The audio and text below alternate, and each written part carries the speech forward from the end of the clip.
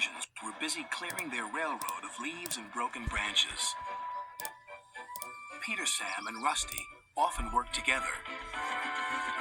One day, Rusty helped Peter Sam to a water tower.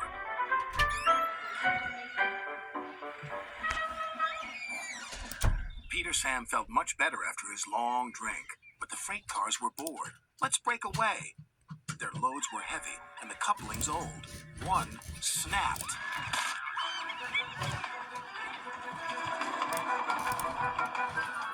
Faster, faster, shouted the freight cars. A sign read slow, steep bends and ravine ahead, but the silly cars never saw it. Then, it was too late.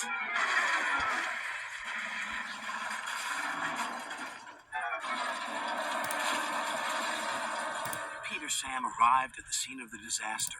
His driver sighed. This was our fault. We didn't secure them properly. We'll have to get help to pull them out. Sir Topham Hatt will be very annoyed. And he was. You will work in the yards until I can trust you again. Duncan was delighted with Peter Sam's dilemma. Fancy not securing your freight cars on a hill. They'll come back to spook you and your special funnel. Woo! And who's to say you're not afraid of ghosts? Snapped Rusty. Ghosts?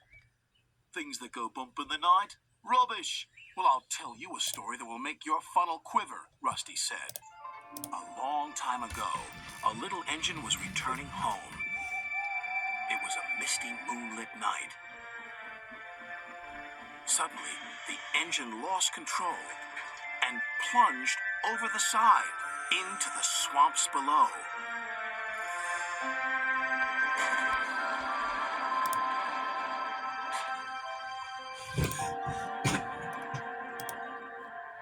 He was never found again.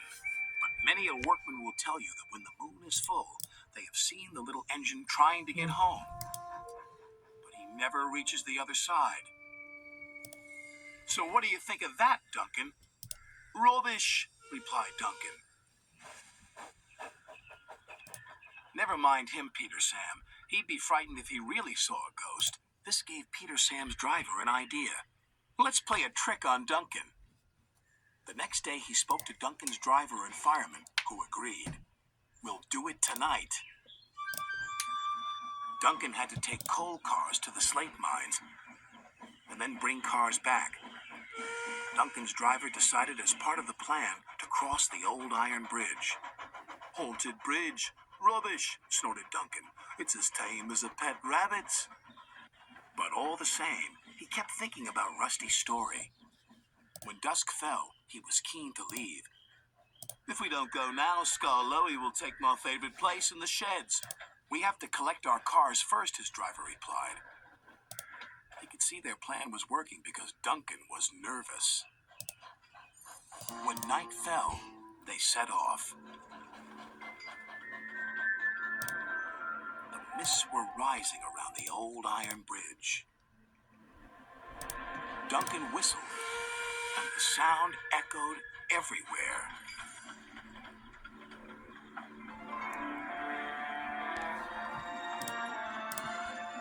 Then, ahead, he saw flickering lights. His driver knew they were only insects that shine brightly at night, but to Duncan they looked like an engine.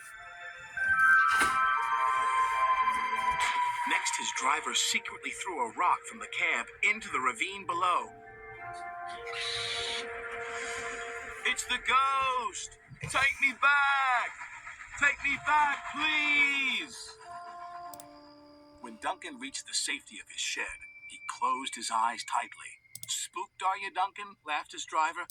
No, I'm asleep. And Duncan refused to open his eyes. He did, though, when he thought his driver wasn't looking, just to make sure that he was still there.